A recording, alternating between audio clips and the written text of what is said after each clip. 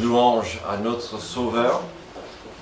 On chante pour la gloire de Dieu et pour être ensemble dans cette adoration. Et puis maintenant, on va regarder on va continuer notre série sur la mission. Alors, si vous avez une Bible, on va passer la plupart de notre temps dans Actes chapitre 8. Bien sûr, on verra d'autres petits passages, mais Actes chapitre 8, c'est là où nous serons aujourd'hui et dans les semaines à venir. J'allais survoler Acte 8 en 2 semaines et puis c'est pas possible. Non, il y a trop de richesse pour nous de voir. Donc, voilà. Aujourd'hui, on continue cette série sur la mission biblique, pas la mission impossible, pas la mission spéciale de l'armée, mais la mission biblique. De quoi il s'agit, comment ça fonctionne, puis notre responsabilité dans l'univers de la mission de Dieu. Donc, on a vu au début, assez vite, une petite définition toute simple qui explique pas mal. Tout simplement, la mission bibliquement, c'est de partager, même envoyer l'évangile dans le monde. N'oublions pas que l'évangile, c'est la bonne nouvelle de Jésus-Christ, le ressuscité. Donc, c'est pas juste une bonne nouvelle, mais la bonne nouvelle. Partager, donc on a beaucoup parlé de ça tout à l'heure, cette notion de partager, être prêt à partager. Et puis, parfois, il faut l'envoyer. Donc, et puis, un passage classique qui résume très très bien cette notion, c'est Jean 3, 16 et 17, où on peut voir et constater les éléments dans cette définition. Car Dieu a tant aimé le monde, donc il faut de l'amour pour la mission biblique. Dieu a tant aimé le monde qu'il a donné, donc encore, on va beaucoup parler de cette notion de donner.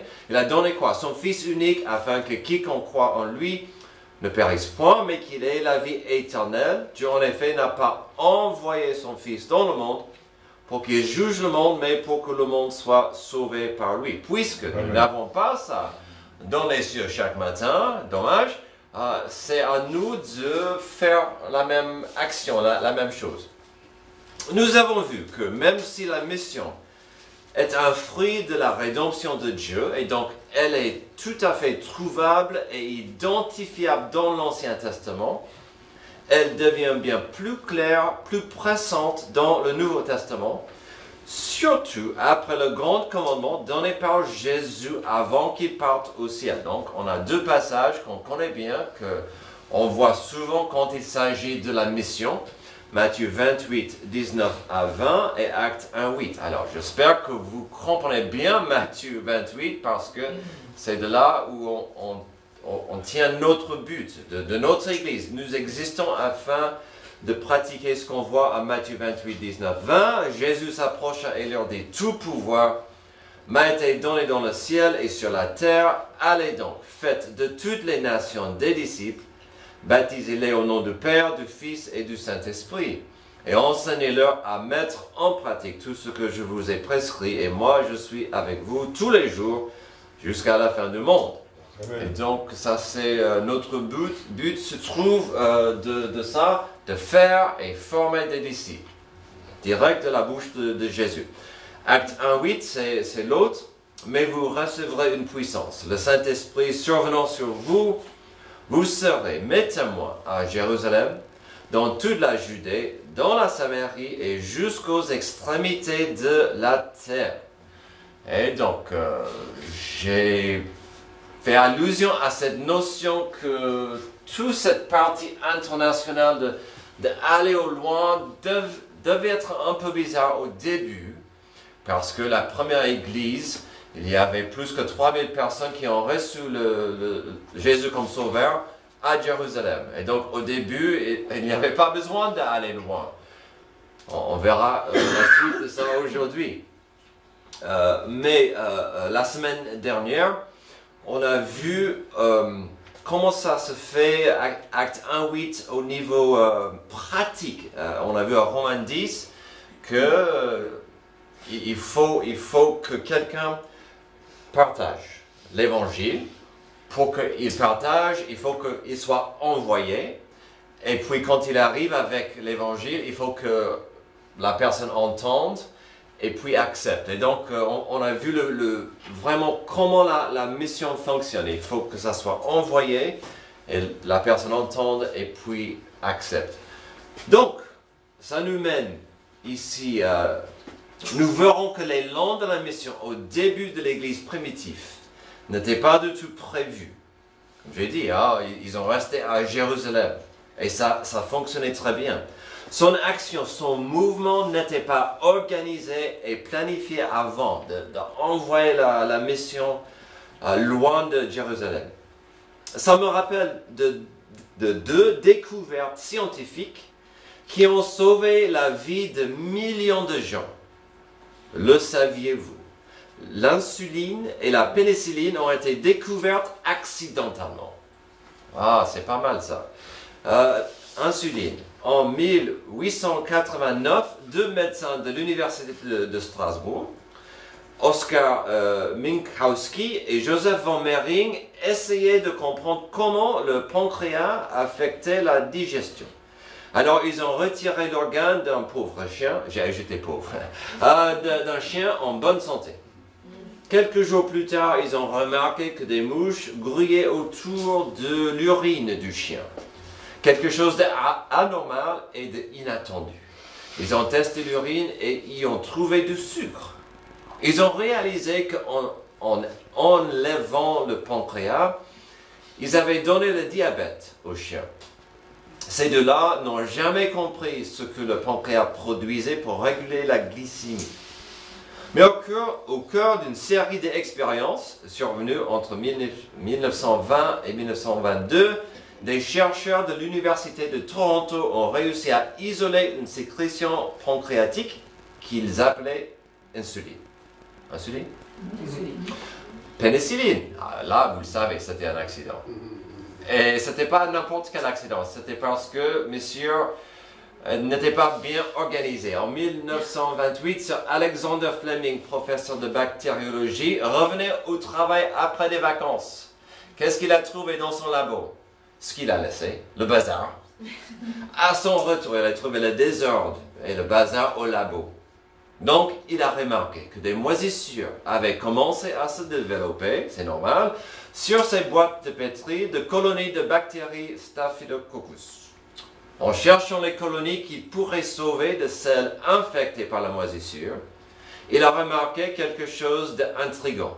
Les bactéries ne poussaient pas autour du moule. La moisissure s'est en fait avérée être une souche rare de pénicilline, Notatum, qui sécrétait une substance qui inhibait la croissance bactérienne. La pénicilline a été introduite dans les années 40, contribuant à ouvrir l'ère des antibiotiques. Mais quel bel accident! Pas mal. Alors, je me sens mieux parfois quand je vois là où je bosse. Pourquoi ces deux histoires? C'est simple. Aujourd'hui, nous découvrirons que des premières vagues de la mission n'étaient pas faites exprès, elles n'étaient pas organisées. Je ne suis pas prêt à dire qu'il s'agissait des accidents ou d'un hasard, car Dieu avait un plan. Mais parfois, Dieu doit nous pousser. Il doit nous encourager avec un petit coup de pied, comme on verra dans notre chapitre. Notre thème du jour sera « Afin de voir la mission transforme le monde, il faut voir des gens consacrés à. » Alors, des gens consacrés à quoi? À qui? À quelle valeur? On verra ça. D'abord, on trouvera une valeur que cette Église connaît bien, au moins j'espère, des gens consacrés à une vie de fidélité au carré. Verset 4, ceux qui avaient été dispersés allaient de lieu en lieu et annonçaient la bonne nouvelle de la parole. Alors, la plupart de vous sont au courant. Dans cette Église, quand on parle d'une valeur au carré, nous parlons de deux directions. Une direction pour Dieu et pour autrui. Et donc, ici, on parle de la fidélité à Dieu et la fidélité pour autrui. Souvent dans cette Église, on parle de la fidélité à Dieu et pour notre Église. Est-ce que je peux être fidèle à Dieu? Est-ce que je suis fidèle à mon Église locale, ma famille de foi? Donc, ça Ça, c'est notre compréhension des valeurs au carré. Pour mieux apprécier et comprendre la fidélité au carré, évoquée dans le verset 4, il faut un petit rappel du contexte dans le livre d'Actes. Ceux qui avaient été dispersés. Alors, parfois, je choisis des images qui vont vous parler, qui sont intéressantes, qui sont liées au passage. J'ai choisi cette image parce que ce mot dispersé, dans le grec, c'est le même mot pour s'aimer. C'est incroyable. Incroyable. S'aimer, c'est le même mot. Ces gens étaient dispersés comme on va jeter la semence. Et c'était exactement ce qu'on va voir. Sachez que, après le jour de Pentecôte et la naissance de l'Église au chapitre 2 de chapitre en Actes, malgré de la résistance et l'opposition, des leaders religieux du peuple, surtout les pharisiens, l'Église allait très très bien. Vous pouvez voir ça dans les chapitres 2, 3, 4 et 5. Et même la première moitié du chapitre 6. Il y a des histoires intéressantes, mais l'Église est en train de grandir. La croissance est incroyable.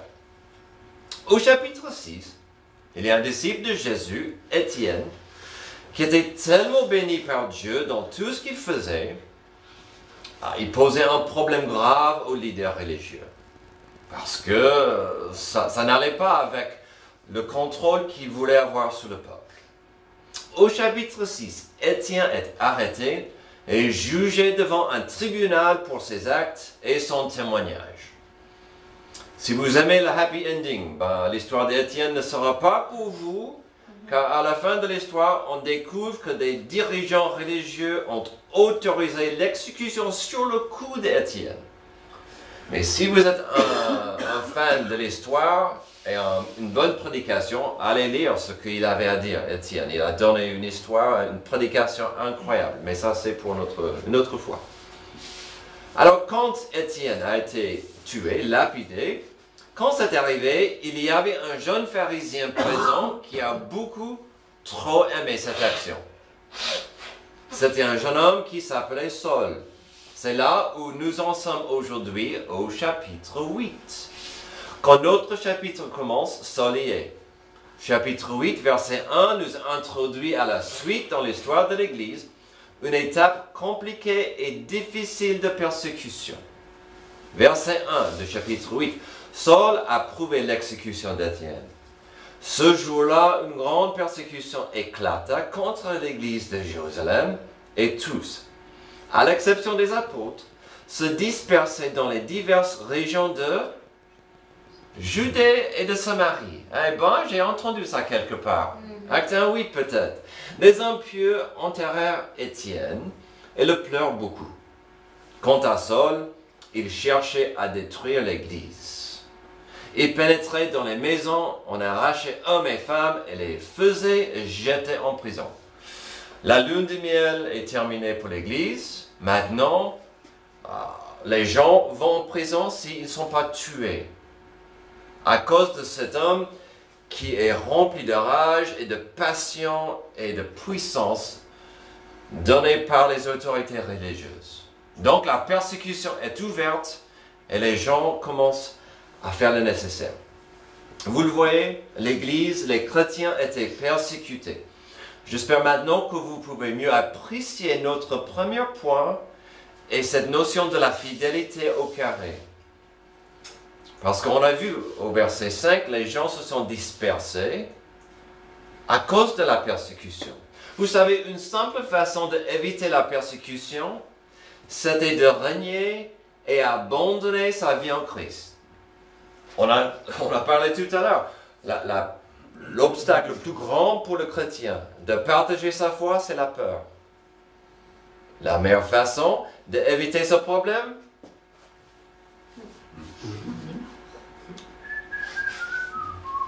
de ne pas parler de ma foi, de mon Église, de Jésus, de ce qu'il a fait pour moi. Et donc, ça c'est un choix. Mais qu'est-ce qu'on voit ici? Au lieu de faire cela, quand il fait, la plupart des chrétiens, ils se sont enfouis, ça c'est normal. Encore une simple façon d'éviter des problèmes ou des soucis avec les autorités, c'était de fermer la bouche et de rien dire. Ah, c'est ça ce que je voulais que vous compreniez sur notre verset 4. Ceux qui avaient été dispersés allaient de lieu en lieu et annonçaient la bonne nouvelle de la parole. Oui, ils sont quittés. Ils ont dû abandonner Jérusalem, mais ils ont continué de parler de Jésus. Partout où ils sont allés, ils parlaient de Jésus. C'est magnifique, c'est incroyable. Jésus a changé, transformé leur vie, comment ils pouvaient se taire. Ces pauvres gens ont resté fidèles à Jésus-Christ et à cette nouvelle vie en lui. Et vous savez quoi d'autre? J'en ai fait allusion tout à l'heure. Du coup, ils étaient les témoins de Jésus où? Acte 1:8. Mais vous recevrez une puissance, le Saint-Esprit survenant sur vous. Vous serez mes témoins à Jérusalem, dans toute la Judée, dans la Samarie. Puis plus tard, jusqu'aux extrémités de la terre. Acte 1:8, dans le verbe, ça veut dire en allant. En allant, vous serez mes témoins. Ce qu'on voit ici. Alors, nous voyons, malgré une circonstance malheureuse et pénible, des gens fidèles à Dieu et aux autres. Ils devaient partager la bonne nouvelle partout, même s'ils subissaient de l'opposition forte. Qu'en est-il de nous? Xavier et moi, on n'en est pas parlé avant. On n'a pas mis nos notes ensemble. Je trouve ça très intéressant que ça commence avec la notion d'avoir un peu de courage et de partager la bonne nouvelle là où vous êtes malgré l'opposition. Pas d'être fou, pas de crier à voix haute, vous allez brûler en enfer, mais au moins de prier pour Dieu là où Dieu vous a placé. Sommes-nous, suis-je prêt à rester fidèle à Dieu face à des difficultés? Et nous aurons des difficultés. Ou avons-nous peur de partager notre foi?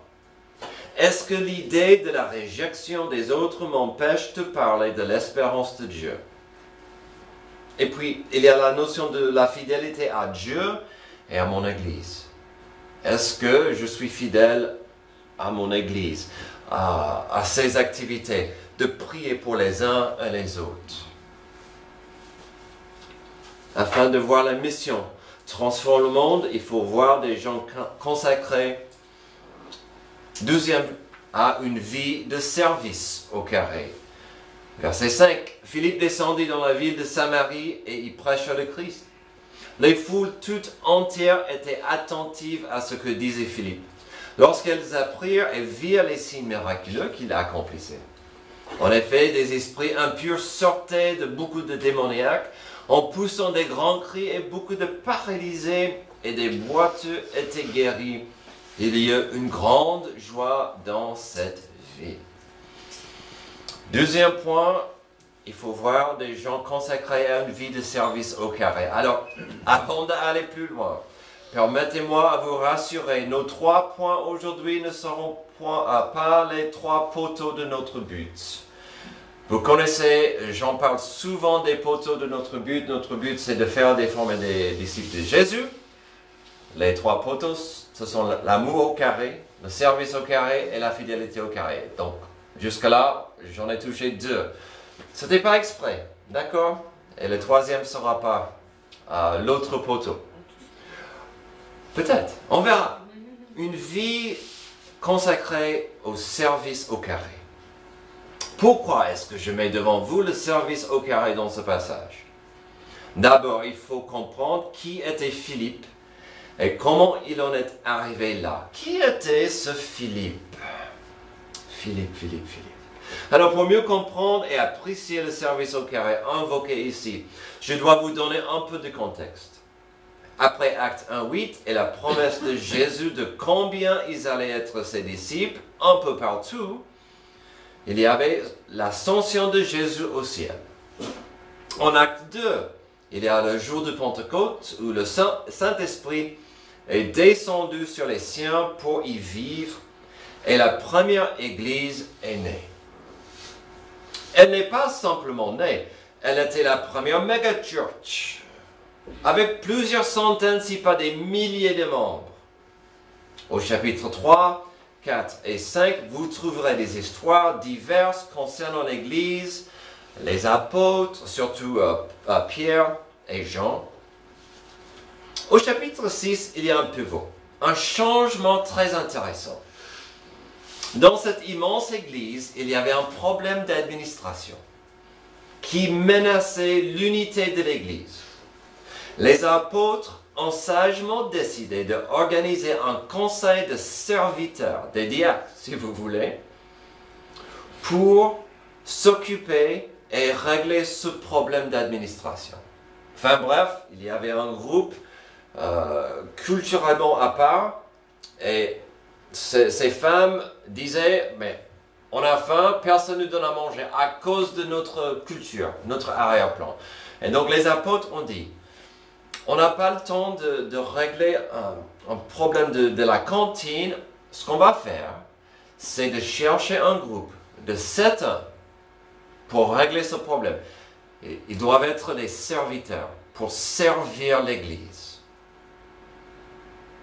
Et donc, ils ont dit, on va organiser ce groupe pour servir. C'est aussi simple que ça, des serviteurs. Mais quand vous voyez des exigences, des conditions requises pour la position, vous comprendriez que ce n'était pas un poste pour n'importe qui.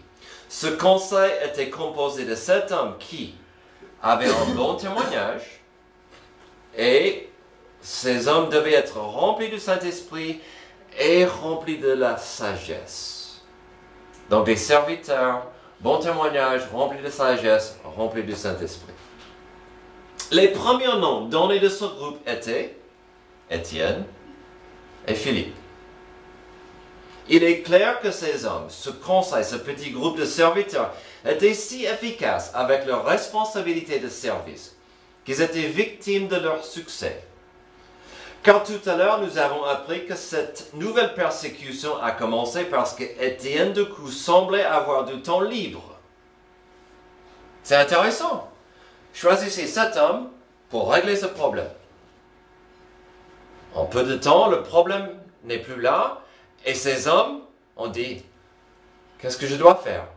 Étienne est sorti, il a prêché, il a fait des miracles et ça a déclenché la persécution parce qu'il avait du temps libre. Ces serviteurs n'ont jamais cessé de servir. On ne sait pas pour les 5 autres membres du groupe de serviteurs, mais au moins nous voyons clairement ici qu'après Étienne, il y avait Philippe aussi, que Dieu utilisait fortement pour avancer son plan et sa volonté. Il était serviteur de Dieu et dans son église locale à Jérusalem. Et maintenant, que trouvons-nous? Dieu est en train de lui demander de continuer son service. Et c'est là où on a vu Philippe en train de servir au verset 5 à 8. Qu'est-ce qu'il a fait? Verset 5, Philippe descendit dans la ville de Samarie et prêcha le Christ. Les foules toutes entières étaient attentives à ce que disait Philippe lorsqu'elles apprirent et virent les signes miraculeux qu'il accomplissait. En effet, des esprits impurs sortaient de beaucoup de démoniaques en poussant des grands cris et beaucoup de paralysés et des boiteux étaient guéris. Il y eut une grande joie dans cette ville. C'est beau ici de voir le service pour Dieu qui est aussi à la fois un service pour autrui. Philippe ne cherchait pas à s'enrichir, ni de devenir célèbre et important. Il voulait bénir le monde avec la grâce de Jésus-Christ. Je dis ça parce qu'aujourd'hui, souvent quand il y a des, entre guillemets, apôtres, qui vont, entre guillemets, guérir par un miracle, il est souvent difficile de voir une attitude de service qui va bénir autrui. C'est l'apôtre qui doit recevoir la gloire. Parfois l'argent, parfois plus d'attention. Et ce n'est pas Jésus qui est glorifié.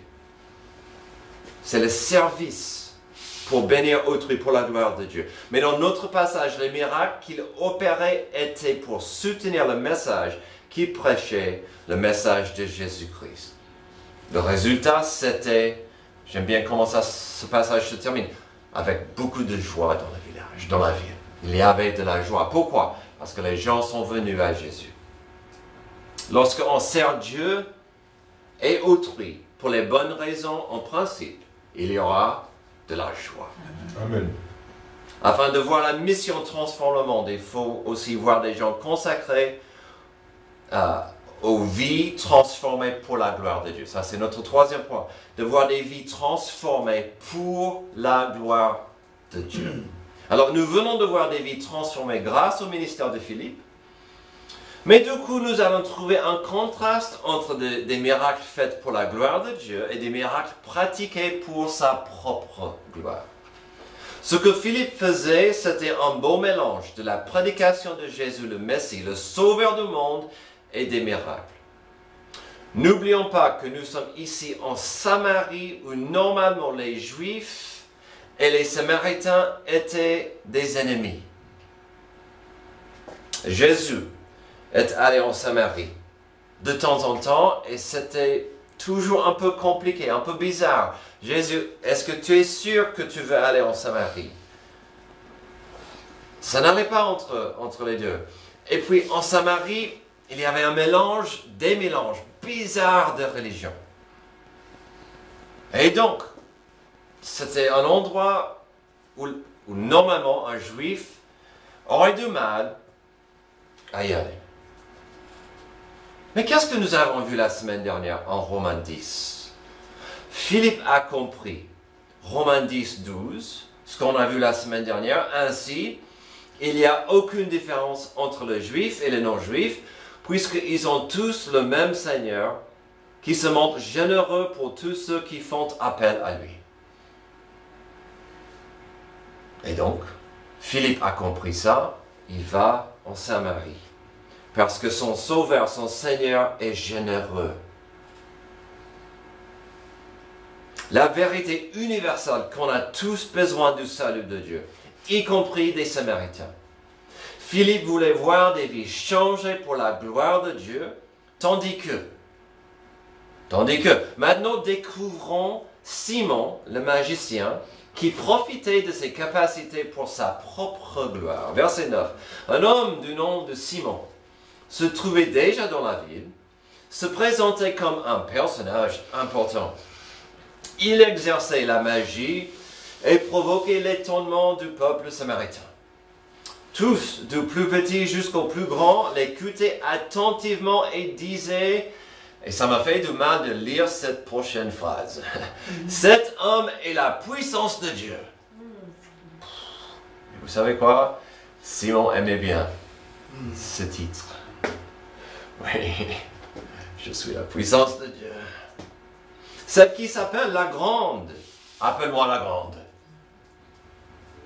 Il l'écoutait attentivement parce qu'il les avait depuis longtemps étonnés par ses actes de magie.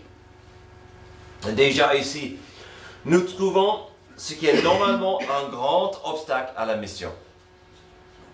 Des pratiques spirituelles d'un peuple dans leur culture et dans leur coutume. Un des plus grands obstacles pour un missionnaire, c'est de prendre l'évangile et de le partager dans une culture qui n'est pas la sienne. Parce qu'il doit apprendre la langue, compliqué, hein? D'apprendre la langue, la culture, puis de comprendre comment approcher les gens avec leur culture, avec tout le bagage qu'ils ont, ainsi que leur religion et leurs pratiques religieuses. Et donc, ici, c'est un obstacle normal pour la mission. La présence de cet homme va de soi, car une telle pratique était mal vue et interdite en Israël. Mais en Samarie, il y avait beaucoup de pratiques mélangées. Vous ne pouvez pas pratiquer la magie en Israël, mais si vous vous souvenez, quand on a vu l'évangile de Marc, Chaque fois que Jésus passait à côté, en Samarie ou à côté au nord, dans la Décapole, il y avait énormément de démoniaques. Pourquoi? Parce qu'il y avait plus de gens enracinés, des esclaves dans les anciennes pratiques de la culture, y compris cette pratique de la magie. Et donc, c'est absolument normal de voir un magicien ici. Aussi, puisque nous parlons de la mission, ce thème est souvent un grand obstacle à la mission pour les missionnaires. Ce monde de spiritisme et d'honorer des pratiques et des rites de la magie et la culture ancienne. Je pourrais vous donner beaucoup d'exemples de l'opposition des sorcières, des magiciens et des chamans. Que de ma famille. Mon père pourrait vous régaler des histoires après histoires, des gens possédés, ou l'opposition des gens qui priaient à leurs ancêtres ou pratiquaient les sacrifices devant les démons. Satan n'apprécie pas la lumière de l'évangile dans son jardin, là où il est, dans son territoire. Quand Satan a une position forte dans un territoire, il va s'opposer au message de Jésus-Christ. C'est là où cette histoire prend une direction inattendue, car le magicien va accepter le message, verset 12. Mais quand ils eurent cru à Philippe, qui leur annonçait la bonne nouvelle du royaume de Dieu et du nom de Jésus-Christ, hommes et femmes se firent baptiser. Simon lui-même crut aussi, et après avoir été baptisé, il ne quittait plus Philippe. Il voyait avec étonnement les grands miracles et signes qui s'accomplissaient. Alors, on verra ça. Le plus que vous lisez dans ce chapitre, le plus de questions il y aura sur le salut de Simon. On verra plus sur ça la semaine prochaine. Mais puisque notre passage pour aujourd'hui s'arrête ici, j'aurai ceci à dire. Je pense que Simon voyait dans les miracles de Philippe quelque chose de vrai. Une authenticité que lui, Simon, n'avait pas. Lui pouvait faire des choses qui émerveillaient les gens, mais est-ce que ça changeait les vies? Est-ce qu'il y avait de la transformation des vies pour Dieu? Ou est-ce que ce qu'il faisait, juste l'aider, son attitude, son témoignage, son pouvoir parmi le peuple? Il pouvait faire de grandes choses, il pouvait impressionner les gens par ses pouvoirs, mais une des plus grandes différences, c'était le pourquoi des miracles. Simon aimait bien d'avoir l'attention, il aimait bien d'avoir l'adoration, même la peur des gens par ses actes, tandis que Philippe ne voulait voir que des vies transformées par et pour la gloire de Dieu. Simon disait, je vous prêche Jésus-Christ, le Sauveur. Et si je peux vous bénir avec un miracle, ok. Mais c'est le message de Jésus qui compte. C'est le message qui compte toujours. Afin de voir la mission de Dieu transforme le monde, change le monde, sauve le monde, il faut avoir certains éléments. Dans ce troisième point, il y a une vérité importante pour la mission et ses ambassadeurs. L'humilité et le désir de voir la glorification du Maître divin. C'est plus important que de recevoir sa propre gloire. Est-ce que j'aimerais voir plus de gens dans cette église? Absolument. Est-ce que j'aimerais voir plus de gens qui passent aux eaux de baptême? Absolument. Mais si ça veut dire que je dois devenir plus important que le message, plus important que mon Sauveur, non merci. Ce qui compte toujours, c'est la gloire de notre Sauveur.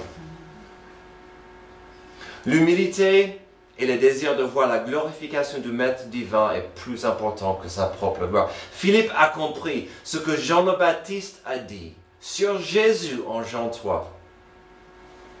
Jean le Baptiste a dit sur Jésus, c'est lui qui a la mariée, c'est le marié, mais les amis du marié qui s'y tient là et qui l'entend éprouvent une grande joie à cause de la voix du marié.